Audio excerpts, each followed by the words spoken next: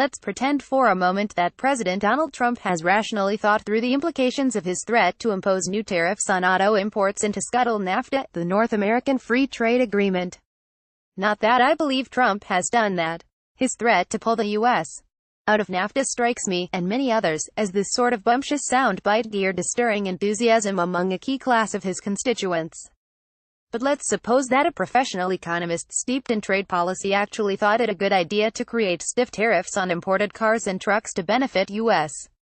car companies and auto workers. What would that imply? It would represent one of the rare instances in which the U.S.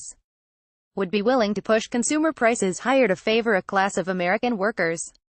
In so many other industries, food production, fashion, electronics, we're willing to drive consumer prices to the very bottom no matter the impact on workers or the environment.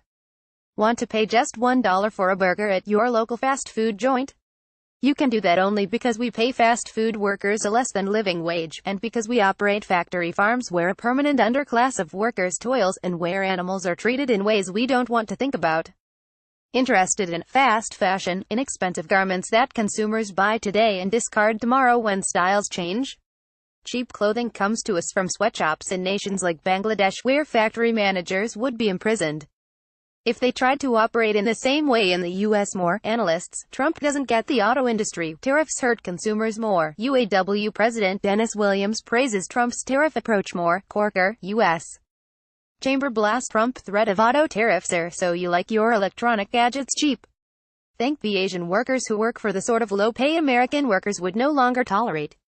Indeed, we're willing to disrupt entire industries, replacing brick-and-mortar stores with online shopping or upending the music business for the ease of consumers downloading tunes, all to achieve lower prices rather than protecting traditional workers. Perhaps we could make a rational economic case for either keeping consumer prices low, as we do, or for protecting American workers by restricting imports, as Trump now proposes with tariffs on vehicles.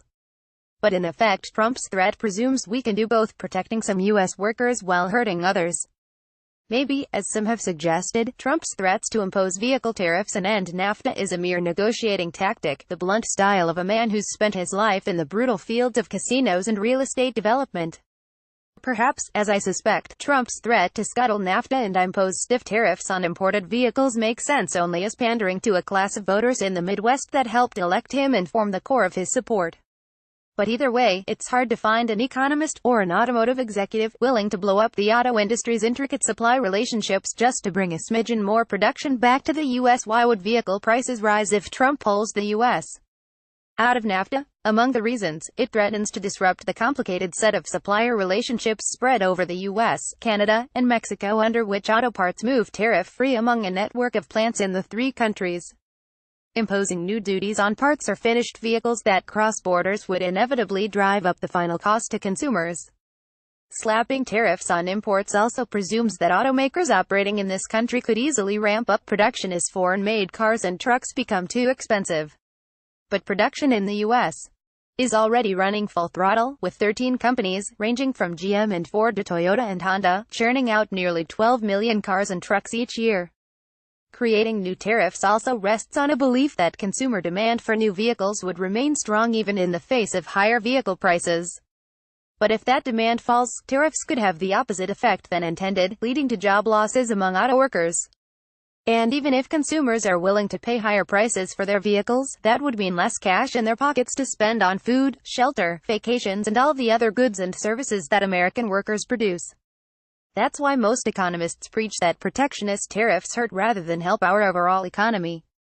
Trump has asserted that Canada and Mexico, our partners in NAFTA, are being unreasonable as trade negotiations move toward a conclusion. But who's really being unreasonable here? Contact John Gallagher, 313-222-5173 or Gallagher@freepress.com. Read or share this story, https://on.freep.com/2x94ipen.